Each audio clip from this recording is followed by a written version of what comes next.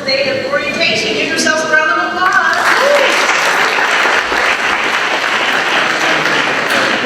Okay, we're going to get started because this is going to be real quick. My name is Bridget Waynes. I'm the, can I get everybody's attention, please? My name is Bridget Waynes. I'm the Assistant Dean of Academic Affairs. And also on the academics are these other young, lovely ladies. So I'm going to have them, introduce themselves. Here, Urban, I'm the Associate Dean of Academic Affairs. Yvonne Pasash, in the Registrar Office, Academic Records Coordinator. My name is Tara Miller. I'm the Intern Registrar. And Rebecca Kevich, Academic Records Coordinator. Okay, thank you, ladies. And as soon as I figure this out,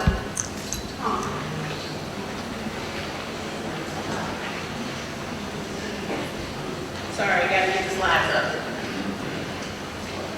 So anyway, what we're going to do is, when I say quick, I mean a quick overview of some of our academic policies and procedures. So I'm going to start by asking, I'm going through this. Get ready. Melissa, what's the importance of a student handbook? Why is a student handbook so important? Okay, contract.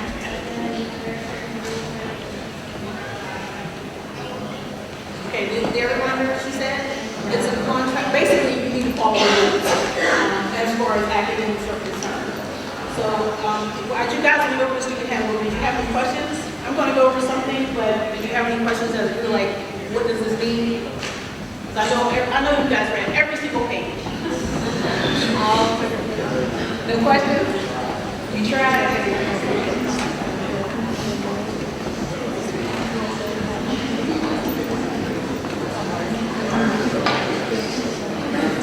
Alright, so let's move on.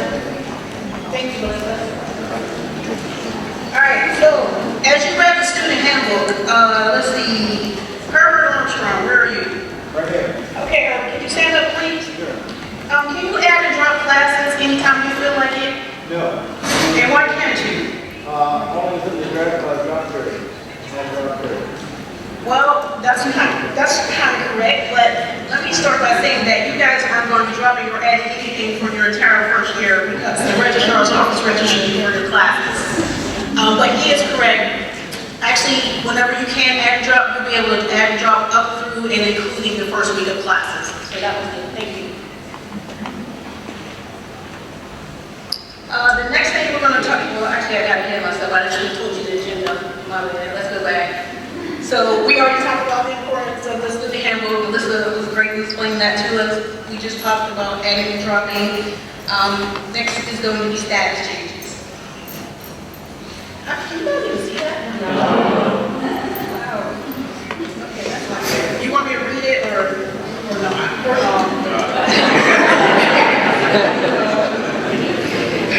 Well, I'm going to read from my slides because I can see those. All right, so let's see. All right, so status changes.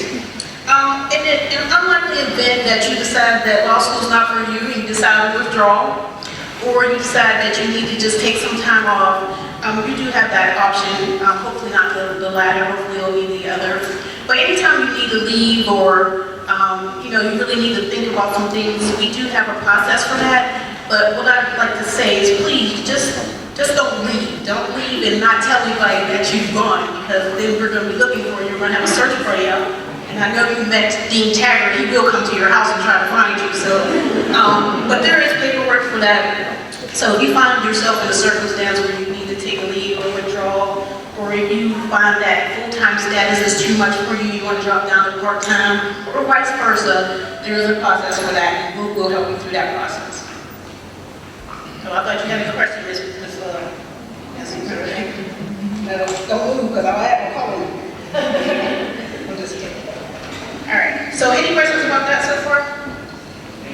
All right, what's your name on that? Terry. Okay, Mr. Terry. My question for you is, what is our attendance policy?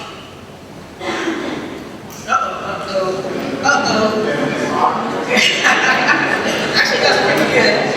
She's going to help me out. That was it. Well, basically,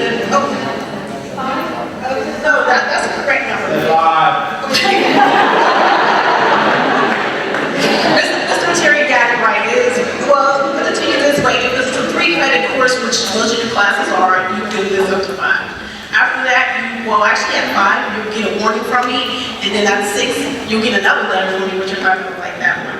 Because unfortunately you will, not unfortunately, fortunately the ABA has standards, and I'm sure you realize this is a good standard, is that you must attend 80% of your classes. So please make sure if you feel like, you know, things happen, make sure you contact us. Just don't miss class and say, well, they don't really need it, they're really not gonna float me out. We will. So if you find, you know, illness or anything else along those lines, please make sure you contact us. Please don't ignore the attendance policy. And actually, now that I say that, some of the professors have their own attendance policy, so make sure you adhere to that. I mean, it's in their purview to do that, so make sure you do that. You guys are killing me. You can't move over? No, like, she's like, definitely no. Leave me alone, lady. Okay. Any other questions on attending? Okay, Ms. Dina, would you like to say anything about attendance? Just, for you all, just to know that even though you can miss up to 5 in a 3-credit class, and most of your classes will be 3 credits, please don't take that as kind of your vacation plan. No, seriously, because, you know, so there might be times when you are legitimately sick, or there's a family member, or a spouse, or a child, or something that's sick, or you can't get across the Main Street Bridge because it's just backed up, and you're 45 minutes late to the class, and you might as well not even come by the time you get here. That's what that absence policy is for. So what happens to students a lot, and we don't ever want to see these bad things happen to anybody, but what happens sometimes is that students will take absences because I want to go to the beach today, you know, or I have people in town, I'm just going to say, you know, so they take those and they get all the way up to 4, and they figure they'll reserve one, but then they get a cold because they're out and got to miss 2 days of classes, and now you've exceeded. And so because the last absence was something that was a documentable sort of doctor's note type situation, but the other ones, you know, you're still over the policy. So just make sure that you make those absences be for things that are really important and reserve them for when you truly just cannot come to class, because what happens is if you exceed it, you're not able to have kind of a justification for all the other ones that you've exceeded, and you get pushed over, you still may be withdrawn from the classes together. I think I saw it back there. I noticed that it was talking about if you have like a school activities, and like, let's say you participate in like, youth court or law review or whatever for your second year. Are those absences, and then you have to verify, like, are those included within? There are some absences. So her question is, if we're doing school activities, can those count as kind of excused absences? And so there is a handbook rule, which you all read and memorized. There's a handbook rule that relates to certain absences that will be kind of counted towards, your unexcusable absences. And so I know that clinics are one of them if we're going to court for clinics. So those are governed in the handbook. But again, if you are using your absences judiciously, you shouldn't really come home unless there's something that really bad happens, and those things do happen. You know, you shouldn't really come close to the policy. But there are some that are outlined in the handbook that you can say, this does not count towards one of my absences because it's an excuse under the handbook. And I know that. Okay, any other questions on that? Okay, so the next thing is final exams.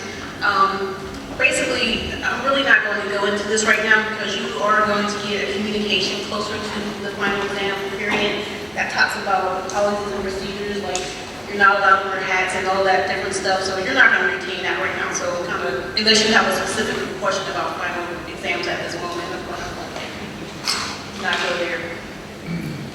Ms. Mayor, have we already been assigned to GSMs? I like that. It's not a G. Well, actually, there's many iterations. People call them grading numbers, student grading numbers, line numbers. So yes, you have been. Actually, I'm going to get to that, but we'll get to it right now.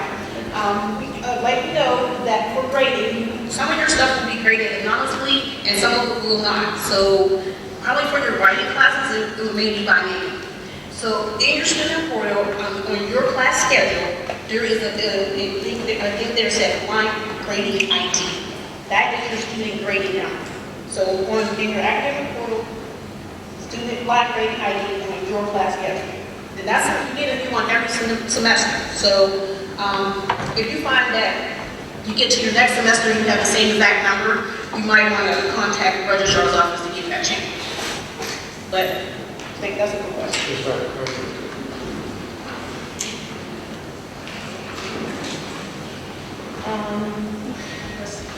Thank you. Okay, well, same thing, this is about deferrals. You guys won't experience this first year necessarily because your class is already assigned exams where there's no conflicts. But if for some reason you cannot come for an exam, you get sick or something like that, you have to contact us immediately. Because there are stipulations in the student handbook where if you're not at the exam by 30 minutes or so, that different things occur. So if for some reason you're sick, you just cannot come to your exam, make sure you contact us immediately. So, for deferred exams, we really have a strict exam deferral policy. And so if you experience an emergency situation, you're sick, your spouse is sick, child is sick, you've had fires, a couple of fires in the last few years where people's homes and things burned down and they weren't able to take their exams. When those kinds of things happen, please let us know that, and we can work with you to defer your exams. What I often see, and I'm guilty of the same thing, a lot of times, when you want to go to professional school, you kind of have certain personality traits, and you want to do everything, be able to accomplish everything with very little or no help, and sometimes you do need help. So if those things happen, please do come to us. What I don't like to see is that at the end of the semester, when somebody gets a grade in a class that, it's a failing grade or something that's really going to seriously impact their cumulative GPA, and they say, well, I had a death in the family, but I just wanted to power through it. It's like, but by then, when that happens, we can't do really anything for you. So when things happen like that, please do come and talk to us. Come early, when you know that there's going to be something, or as soon as you can find out, so that we can work with you to try to do for those exams and to reschedule those exams. Please do not just kind of ignore it and take the exams, even though you're sick or even though you can get a referral and that's even though that's available. Please do utilize that. Okay, any questions on that? Okay, we're moving on to grading, and like Mr. Getz said, Mr. Getz said that we talk about the blind grading ID, the SDN student number, that's something we're saying about on the student portal. Grades are final whenever the registrar's office. Whenever the professor actually posts the grades, the only time a professor can change the grades is for mathematical error or something like that. The professor cannot go back and say, you know what, I'm going to take another look at this and try to regrade that. So the good thing about it is you do have 6 weeks from the date that the grade is actually posted to submit an appeal to the academic standards committee. Any questions about grading? Oh, and I'm sure as you read the handbook, you saw that we have a plethora of grading curves. So, and they apply as you see there, based on your legal mathematics class, your first year classes, your upper division classes. So, if you're curious about that, just go and take a look at that. Any questions about grading?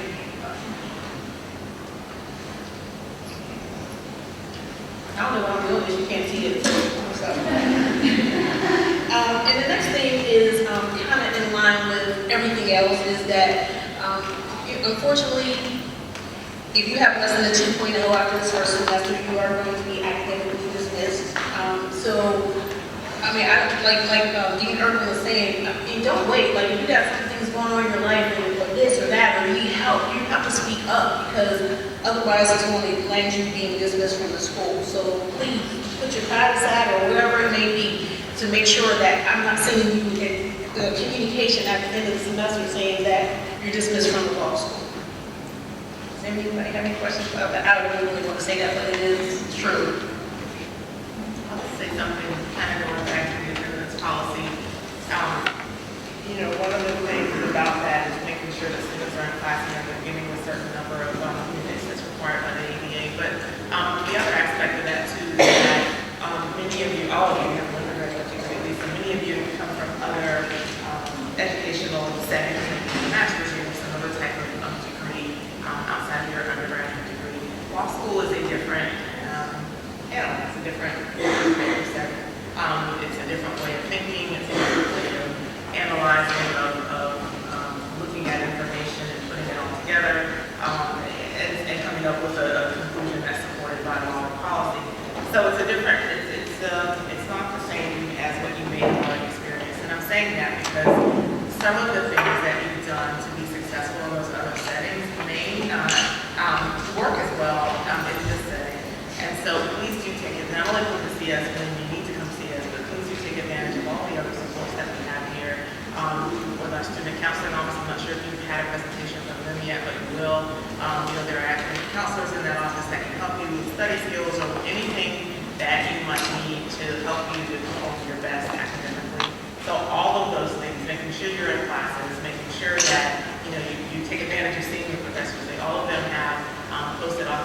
very, very available to you, so go and see them, go and see your academic counselors, when you need to, or if you need some help with it. If you take a midterm examination, which most of your classes, you will at least have one midterm, a lot of the professors will give you, several different assessments throughout the semester. Keep track of that, make sure you're getting those grades, make sure you're going to see your professors about how you did on those, and keep adjusting and working, because you don't want to wait until the end, go backwards, and try to pull it out.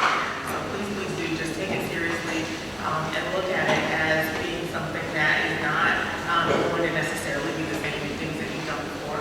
And just, we're here for you, and we're here to support you in all of our offices, our dean's office, our student advising center, our student affairs office, all of us are here to make sure that you have everything you need to be able to succeed. But it all, depends on you taking advantage of that and just applying yourself in classes, being there, being present, and doing all the things you can. So please just keep that in mind as you're going through the process. Sorry, can you speak in the mic, because I can't probably, I'm not sure if anyone else is talking about it. I heard most of what you said, but thank you. Okay, that's all we have. Do you have any questions about anything?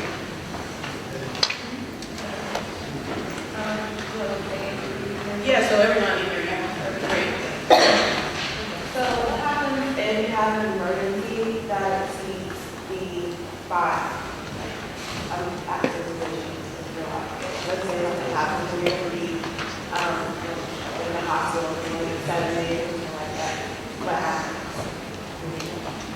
So, so their question was, what happens if you receive the attendance policy for something that you would consider to be an exigent circumstance or an excusable reason, like you're in the hospital for an extended period?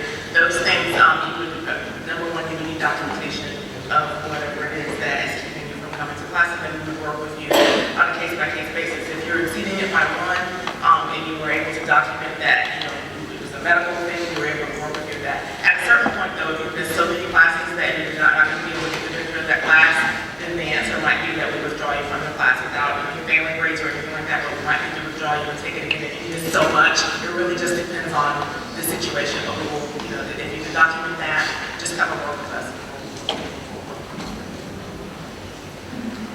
Any other questions? Well, I have a document. This is actually on the registrar's website, and you probably should have had it before you first got here, but that wasn't me. And so where do I go for what type thing? It's all the departments, and it tells you where you need to go for them. So if you're interested in having one of those, it'll be here up front. But I always put it 50, so it is on the registrar's website if you want to come get that.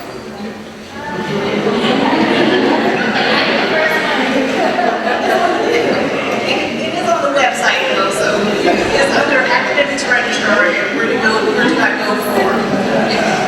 And actually, I kind of got that feedback from some of the people that I saw on the hallway. They're like, where am I supposed to be going? Or so, sorry, you should have gotten that probably on the first day. The other thing I just want to bring to your attention real quickly is that, can I have everyone's attention for one moment, please? Is that we do have, this is down the line, but we do we have anyone in here that has a business background? Okay, great. Because we do have dual degree programs. I'm not sure if you're aware of those, but we have dual degrees with Jacksonville University. We have one for a master's in public policy and one for MBA. And so the JD MBA takes 3 years and the JD MBP takes 4 years, and you'll earn both degrees. So my hope is later on in this semester to have some informational sessions. So please come out if you think you'd be interested in that, so you can see how all that falls out. Okay, that's it. Okay. What is the latest that you can, if you're not sure if you want to do a dual degree, what is the latest? My preference for it would be for you to know by the end of your first year, because typically what happens, you're either, like for the JD MBA, you would be at Florida Coastal for your first year anyway, and so it's usually right after that first year when we really need to know if that's what you want to do. We can usually figure it out, but it depends on how many credits are left, because you may end up having to, finish your JD, but then still go to JDU after you finish up. So. Yeah, we can do that. Yes. That was easy, yes. She asked, do you have to take the GRE to do the dual degree programs? And the answer is yes. As far as the transcripts go, they have to be resent. It's not valid if you send it, or I guess just to get the application through the LSAC, we still have to send the transcripts. Do we need to send all the transcripts that we did in LSAC, or just? No, you just need one that has your bachelor's degree on it. Okay. On that same topic, if we were already graduated and we applied and the one sent through LSAC shows a degree, do we need to resend one? Yes. Even Yes, though you directly to the have a school. degree on it? I mean, 'cause you're saying that. Okay, this one wasn't big, so this is who you're going to send it to.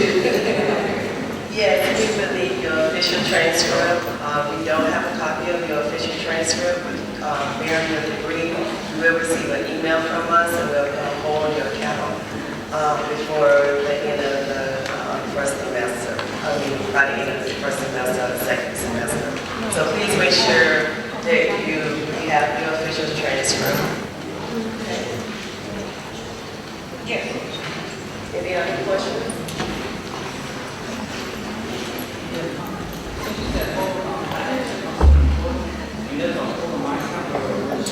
Yes, registration hold is for you guys who are switching from AA in your classes. So we have to keep control of it. So because you each session for a reason, so that's why we have a registration hold. Well, we go off Facebook, so don't worry. Okay?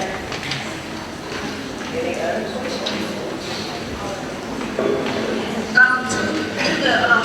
I'm sorry for this, but whoever asked, Mr. Gash just brought to my attention, because he actually works at JU, is that you do not have to take GRE, the LSAT will suffice.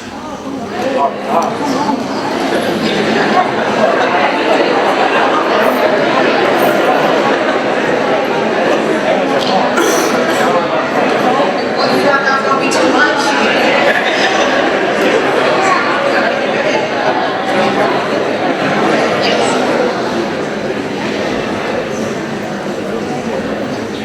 Oh, and it does apply to both programs, the MBA and the MBA.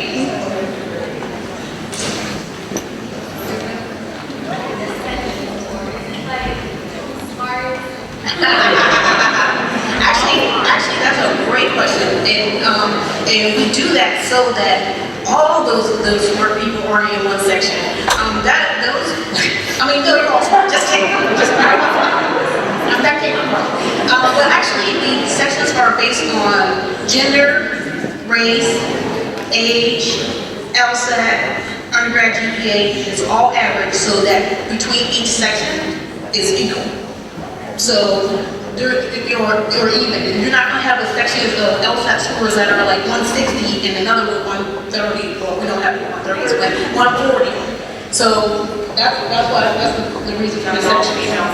Yeah, right. And actually not all one race, not all one. So that's what the sections are for. Great question. Any other questions?